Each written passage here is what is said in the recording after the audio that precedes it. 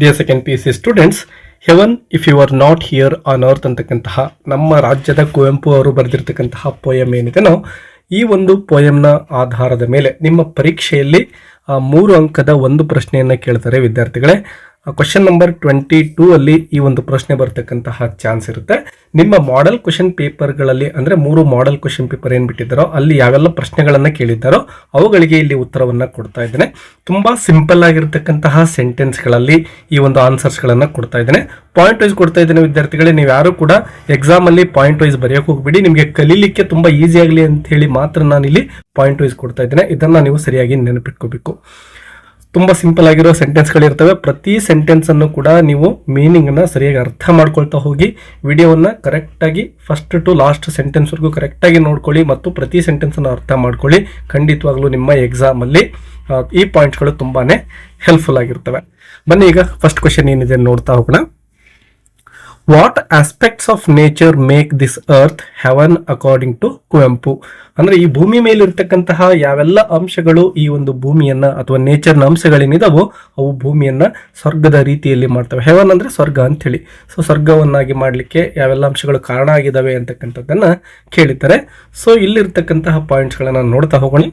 First point ನೋಡಿ, the poet believe that haven is on the earth it self. So ನಮ್ಮ poet ಅವರ ಪ್ರಕಾರ haven ಅಂತಕ್ಕಂಥದ್ದು earth ಮೇಲೇನೆ ಇದೆ, ಅಂದರೆ ಭೂಮಿ ಮೇಲೇನೆ ಇರತಕ್ಕಂಥದ್ದು.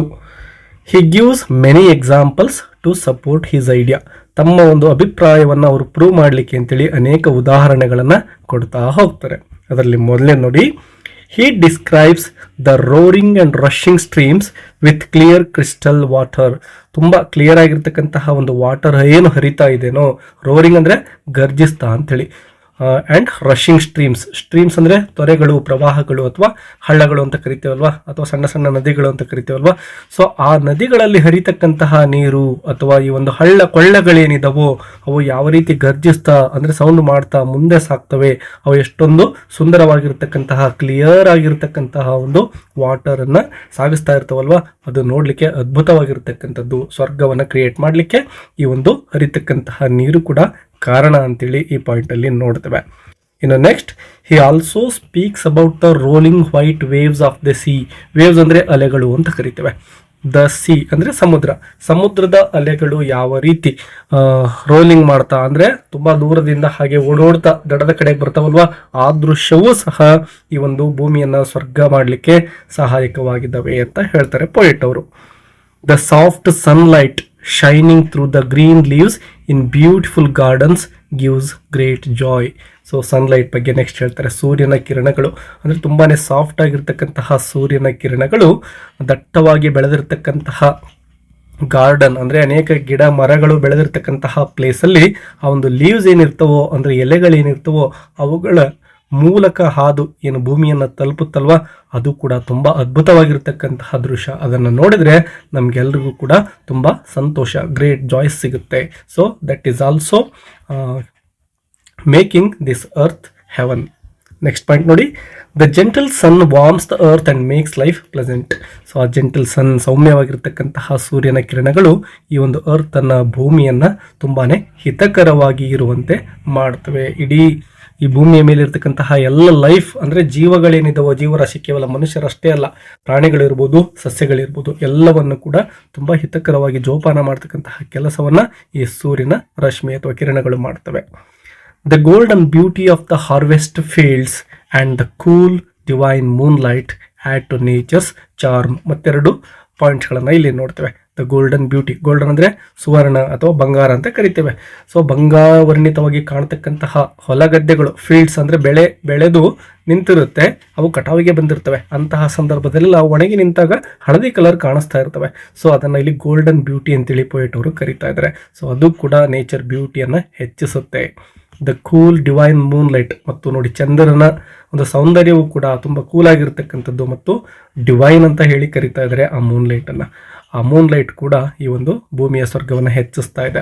ಟು ನೇಚರ್ಸ್ ಚಾರ್ಮ್, ನೇಚರ್ಸ್ ಅಂದರೆ ಪ್ರಕೃತಿಯ ಒಂದು ಸೌಂದರ್ಯವನ್ನು ಹೆಚ್ಚಿಸ್ತಕ್ಕಂತಹ ಸ್ಥಾನವನ್ನು ಈ ಮೂನ್ ಲೈಟ್ ಕೂಡ ಪಡೆದುಕೊಳ್ಳುತ್ತೆ. According to the poet all these make the earth a heavenly place. So ಎಲ್ಲ ಪಾಯಿಂಟ್ಸ್ಗಳು ಕೂಡ ಅಂದರೆ ನಾವು ಮೇಲಿಂದ ಏನು ನೋಡ್ಕೊಂಡು ಬಂದ್ವಲ್ವಾ ಎಕ್ಸಾಂಪಲ್ಸನ್ನು, ರಶಿಂಗ್ ರೋರಿಂಗ್ ವಾಟರ್ ಇರ್ಬೋದು, ಮತ್ತು white waves of the sea ಇರ್ಬೋದು, ಮತ್ತು ಸಾಫ್ಟ್ ಸನ್ಲೈಟ್ ಇರ್ಬೋದು. ಅದ್ರ ಜೊತೆಗೆ ದ ಜೆಂಟಲ್ ಸನ್ ಆಯಿತು, the golden beauty of the harvest fields, ಮತ್ತು ಕೂಲ್ ಅಂಡ್ ಡಿವೈನ್ ಮೂನ್ಲೈಟ್ ಇರ್ಬೋದು. ಇವೆಲ್ಲವೂ ಕೂಡ ಭೂಮಿಯನ್ನ ಸ್ವರ್ಗವನ್ನಾಗಿ ಮಾಡ್ತವೆ. There is nothing more beautiful than these wonderful sights of nature. So ಇದಕ್ಕಿಂತ ಅದ್ಭುತವಾಗಿರ್ತಕ್ಕಂತಹ ದೃಶ್ಯ ಬೇರೊಂದು ಇಲ್ಲ ಅಂತೇಳಿ ಪೋಯೆಟ್ ಅವರು ಇಲ್ಲಿ ಹೇಳ್ತಾರೆ. ಸೊ ಎಲ್ಲ ಪಾಯಿಂಟ್ಸ್ಗಳನ್ನು ನಿಮ್ಮ ನೋಟ್ಬುಕ್ಕಲ್ಲಿ ಬರೆದುಕೊಂಡು ಪ್ರಾಕ್ಟೀಸ್ ಮಾಡ್ಕೊಳ್ಳಿ ವಿದ್ಯಾರ್ಥಿಗಳೇ. ಇನ್ನು ಕ್ವೆಶನ್ ನಂಬರ್ 22 ಅಂದರೆ 2 ಮತ್ತು 3ನೇ ಮಾಡೆಲ್ ಕ್ವೆಶನ್ ಪೇಪರಲ್ಲಿ ಬಂದಿರತಕ್ಕಂತಹ ಪ್ರಶ್ನೆಗಳು ಎರಡೂ ಕೂಡ ಸೇಮ್ ಮೀನಿಂಗ್ ಅನ್ನು ಹೊಂದಿರ್ತವೆ. ಹಾಗಾಗಿ ಇವೆರಡಕ್ಕೂ ಕೂಡ ಒಂದೇ ಆನ್ಸರ್ನ ಕೊಡ್ತಾ ಇದ್ದೇನೆ. ಕ್ವೆಶನ್ ಏನಿದೆ ನೋಡಿ, how does the poet create heaven on earth according to Kuvempu. So ಕುವೆಂಪುರವರ ಪ್ರಕಾರ ಕವಿಯು ಈ ಭೂಮಿಯ ಮೇಲೆ ಸ್ವರ್ಗವನ್ನ ಕ್ರಿಯೇಟ್ ಮಾಡ್ತಾನೆ ಅಂತ ಹೇಳ್ತಾ ಇದ್ದಾರೆ. ಅದೇ ರೀತಿ ನೆಕ್ಸ್ಟ್ ಕ್ವೆಶನ್ ಕೂಡ ಅದೇ ಮೀನಿಂಗ್ ಅನ್ನ ಕೊಡ್ತಾ ಇದೆ. The poet creates heaven on earth ಅಂದ್ರೆ ಒಬ್ಬ ಕವಿ ಅಂತಕ್ಕಂಥವನು ಭೂಮಿಯ ಮೇಲೆ ಸ್ವರ್ಗವನ್ನೇ ಕ್ರಿಯೇಟ್ ಮಾಡ್ತಾನೆ. Discuss this with reference to heaven if you are not here on earth. So ಈ ಒಂದು ಪದ್ಯದ ಆಧಾರಿತವಾಗಿ ನಾವು ಈ ಒಂದು ಹೇಳಿಕೆ ಏನಿದೆನೋ ಅದನ್ನ ಪ್ರೂವ್ ಮಾಡಬೇಕಾಗುತ್ತೆ.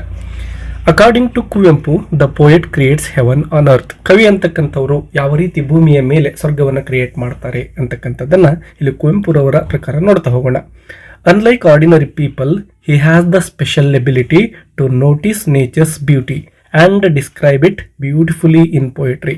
ಸೊ ಸಾಮಾನ್ಯ ಜನಗಳಿಗೆ ಈ ಒಂದು ಪ್ರಕೃತಿಯ ಸೌಂದರ್ಯ, ಈಗ ಫಸ್ಟ್ ಆನ್ಸರ್ನ ನೋಡ್ಬೇಕಾದ್ರೆ ನಾವು ಏನೆಲ್ಲ ಪಾಯಿಂಟ್ಸನ್ನು ನೋಡಿದ್ವಲ್ವಾ, ಸಾಮಾನ್ಯ ಜನಗಳು ಅದನ್ನು ಹಾಗೆ ಒಂದು ದೃಶ್ಯವಾಗಿ ನೋಡ್ತಾರೆ. ಆದರೆ ಪೋಯೆಟ್ ಆಗಿರ್ತಕ್ಕಂಥವ್ರು ಅದನ್ನು ಅದ್ಭುತವಾಗಿರ್ತಕ್ಕಂತಹ ದೃಶ್ಯವಾಗಿ ನೋಡ್ತಾರೆ. ಅದನ್ನು ನೋಡ್ತಕ್ಕಂಥ ಒಂದು ಸ್ಪೆಷಲ್ ಎಬಿಲಿಟಿ, ವಿಭಿನ್ನವಾಗಿ ನೋಡ್ತಕ್ಕಂತಹ ಶಕ್ತಿ ಪೋಯೆಟ್ಗಳಿಗೆ ಇರುತ್ತೆ.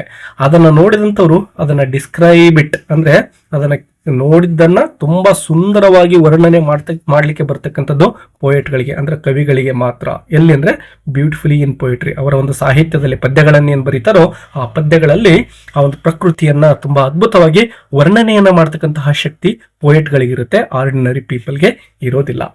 The poet feels happy and satisfied with himself. So ಈ ಕಾರಣದಿಂದ ಅಂದ್ರೆ ಬೇರೆ ಜನಗಳಿಗೆ ಇಲ್ಲದೆ ಇರತಕ್ಕಂತಹ ಒಂದು ಶಕ್ತಿ ಕವಿಯಾಗಿರ್ತಕ್ಕಂತಹ ತನಗೆ ಇದೆ ಅಂತಕ್ಕಂಥದ್ದು ಅವರಿಗೆ ತುಂಬಾನೇ ಸಂತೋಷವನ್ನ ನೀಡ್ತಾ ಇದೆ. ಸ್ಯಾಟಿಸ್ಫೈಡ್ ಮತ್ತು ತೃಪ್ತಿಯನ್ನು ಕೂಡ ಅವರಿಗೆ ನೀಡ್ತಾ ಇದೆ.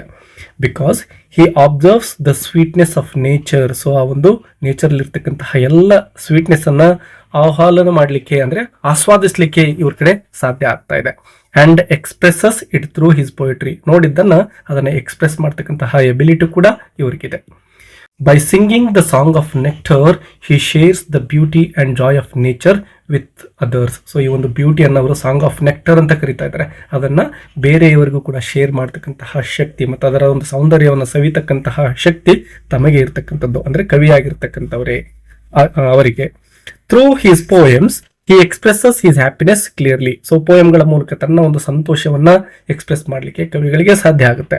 ಇನ್ this way he creates a feeling of heaven on earth, not only for himself but also for everyone who reads or listens to his poetry. So ಈ ರೀತಿಯಾಗಿ ಒಂದು ಸ್ವರ್ಗದ ಒಂದು ಫೀಲಿಂಗ್ ಅನ್ನ ಅವರು ಕ್ರಿಯೇಟ್ ಮಾಡ್ತಕ್ಕಂತಹ ಸಾಮರ್ಥ್ಯವನ್ನು ಕವಿಗಳು ಹೊಂದಿರ್ತಾರೆ. ತನ್ನಿಗೆ ತಾನೇ ಸ್ವರ್ಗವನ್ನು ಕ್ರಿಯೇಟ್ ಮಾಡ್ಕೊಳ್ಳೋದ್ರ ಜೊತೆಗೆ ಆ ಒಂದು ಪೋಯೆಟ್ರಿಯನ್ನು ಯಾರು ಓದ್ತಾರೋ ಅವ್ರಿಗೂ ಕೂಡ ಒಂದು ಸ್ವರ್ಗದ ಅನುಭವವನ್ನು ನೀಡ್ತಕ್ಕಂತಹ ಒಂದು ಮಹಾನ್ ಕಲ್ಪನಾ ಶಕ್ತಿ ಕವಿಗಳಿಗಿರುತ್ತೆ ಅಂತಕ್ಕಂಥದ್ದನ್ನ ಈ ಪಾಯಿಂಟ್ಸ್ ಅಲ್ಲಿ ನೋಡ್ತೇವೆ. ವಿದ್ಯಾರ್ಥಿಗಳೇ ನೋಡಿ, ಇದೇ ಆನ್ಸರ್ನ ಇನ್ನೂ ಸಿಂಪಲ್ ಆಗಿರ್ತಕ್ಕಂತಹ ಪಾಯಿಂಟ್ಸ್ಗಳಲ್ಲಿ ಇಲ್ಲಿ ಕೊಡ್ತಾ ಇದ್ದೇನೆ. ನೀವು ಡಿಫಿಕಲ್ಟ್ ಅನ್ಸಿದರೆ ಮೇಲಿನ ಆನ್ಸರ್ ಈ ಪಾಯಿಂಟ್ಸ್ಗಳನ್ನು ಕೂಡ ಸಿಂಪಲ್ ಆಗಿ ನೆನಪಿಟ್ಕೋಬಹುದು. ಸೇಮ್ ಮೀನಿಂಗ್ ಕೊಡ್ತಾ ಇದೆ, ಬಟ್ ಇನ್ನೂ ಸಿಂಪಲ್ ಆಗಿರ್ತಕ್ಕಂತಹ ಆನ್ಸರ್ ಇಲ್ಲಿದೆ. The poet feels happy with himself. ಪೋಯೆಟ್ಗೆ ಸಂತೋಷ ಆಗ್ತಾ ಇದೆ. He enjoys the beauty of nature. So ನೇಚರ್ನ ಬ್ಯೂಟಿಯನ್ನು ಅವರು ಎಂಜಾಯ್ ಮಾಡ್ತಾರೆ. He observes its sweetness like nectar. So ಒಂದು ನೆಕ್ಟರ್ನ ಯಾವ ರೀತಿ ಸವಿತಾರೋ ಹಾಗೆ ಪ್ರಕೃತಿಯ ಸೌಂದರ್ಯವನ್ನು ಕೂಡ ಕವಿಗಳು ಸವಿತಾರೆ. He expresses this joy through his poetry. ತನ್ನ ಒಂದು ಕವನಗಳ ಮೂಲಕ ಈ ಒಂದು ಪ್ರಕೃತಿಯ ಸೌಂದರ್ಯವನ್ನು ಎಕ್ಸ್ಪ್ರೆಸ್ ಮಾಡಿ ಅವರು ಸಂತೋಷವನ್ನು ಪಡ್ತಾ ಇದ್ದಾರೆ. ಹಿ has the gift of writing poems. ಅವರಿಗೆ ಪದ್ಯಗಳನ್ನು ಬರೀತಕ್ಕಂತಹ ಒಂದು ಶಕ್ತಿ, ಒಂದು ಕೌಶಲ್ಯ ಅದು ಗಿಫ್ಟ್ ಆಗಿ ಬಂದಿರತಕ್ಕಂಥದ್ದು. Ordinary people can't do this. ಇದನ್ನ ಸಾಮಾನ್ಯ ಜನರಿಗೆ ಮಾಡಲಿಕ್ಕೆ ಆಗೋದಿಲ್ಲ. ಅಂದ್ರೆ ಪ್ರಕೃತಿಯ ಸೌಂದರ್ಯವನ್ನ ಒಂದು ಪದ್ಯಗಳ ರೂಪದಲ್ಲಿ ಬರಲಿಕ್ಕೆ ಎಲ್ಲರಿಗೂ ಸಾಧ್ಯ ಆಗೋದಿಲ್ಲ. He can see beauty that others May miss. ಬೇರೆಯವರಿಗೆ ಕಾಣದೇ ಇರತಕ್ಕಂತಹ ಬ್ಯೂಟಿಯನ್ನ ಪ್ರಕೃತಿಯಲ್ಲಿ ನೋಡ್ತಕ್ಕಂತಹ ಸಾಮರ್ಥ್ಯವನ್ನ ಕವಿಗಳು ಹೊಂದಿರ್ತಾರೆ ಮತ್ತು ನಮ್ಮ ಪೋಯೆಟ್ ಹೊಂದಿದ್ದಾರೆ. He describes nature in beautiful lines. So ಪ್ರಕೃತಿಯನ್ನು ತುಂಬಾ ಸುಂದರವಾಗಿರ್ತಕ್ಕಂತಹ ಲೈನ್ಸ್ಗಳಲ್ಲಿ ವರ್ಣನೆ ಮಾಡ್ತಕ್ಕಂತಹ ಒಂದು ಸ್ಕಿಲ್ ಪೊಯೆಟ್ಗಳಿಗೆ ತಿಳಿದಿರುತ್ತೆ. His poetry spreads happiness. So ಆ ಒಂದು ಪೋಯಮ್ಗಳು ಸಂತೋಷವನ್ನು ಸ್ಪ್ರೆಡ್ ಮಾಡ್ತವೆ. It gives joy to readers and listeners. ಆ ಪದ್ಯಗಳು ಯಾರು ಆ ಪದ್ಯಗಳನ್ನು ಓದ್ತಾರೋ ಅವರಿಗೆ ಸಂತೋಷವನ್ನು ತಂದು ಕೊಡ್ತವೆ ಮತ್ತು ಆ ಪದ್ಯಗಳನ್ನು ಓದಬೇಕಾದ್ರೆ ಕೇಳಿಸಿಕೊಳ್ತಕ್ಕಂತಹ ವ್ಯಕ್ತಿಗಳಿಗೂ ಕೂಡ ಸಂತೋಷವನ್ನು ನೀಡ್ತವೆ. Thus he creates heaven on earth for himself and for others. ಈ ರೀತಿಯಾಗಿ ಪೊಯೆಟ್ ಆಗಿರ್ತಕ್ಕಂಥವ್ರು ಈ ಭೂಮಿಯ ಮೇಲೆ ಸ್ವರ್ಗವನ್ನು ತಮ್ಮಷ್ಟಕ್ಕೆ ತಾವೇ ಕ್ರಿಯೇಟ್ ಮಾಡ್ಕೊಳ್ತಾರೆ, ಬೇರೆಯವ್ರಿಗೂ ಕೂಡ ಈ ಒಂದು ಹೆವನನ್ನು ಕ್ರಿಯೇಟ್ ಮಾಡಿ ಕೊಡ್ತಾರೆ ಅಂತಕ್ಕಂಥದ್ದು. ಸೊ ವಿದ್ಯಾರ್ಥಿಗಳೇ, ನೀವು ಈ ಪಾಯಿಂಟ್ಸ್ಗಳನ್ನು ಕೂಡ ಬರೀಬಹುದು. You will get 3 out of 3 marks. So video helpful ಅನಿಸಿದರೆ ಒಂದು ಲೈಕ್ ಕೊಡೋದನ್ನು ಮರಿಬೇಡಿ ಮತ್ತು ಚಾನಲನ್ನು ಸಬ್ಸ್ಕ್ರೈಬ್ ಮಾಡಿಕೊಂಡ್ರೆ ಇನ್ನು ಹೆಚ್ಚಿನ ಲೆಸನ್ಸ್ಗಳನ್ನು ನೀವು ಈಸಿಯಾಗಿ ಕಲೀಲಿಕ್ಕೆ ಸಾಧ್ಯ ಆಗುತ್ತೆ. ಮತ್ತೆ ಸಿಗೋಣ ವಿದ್ಯಾರ್ಥಿಗಳೇ. Take care and all the best.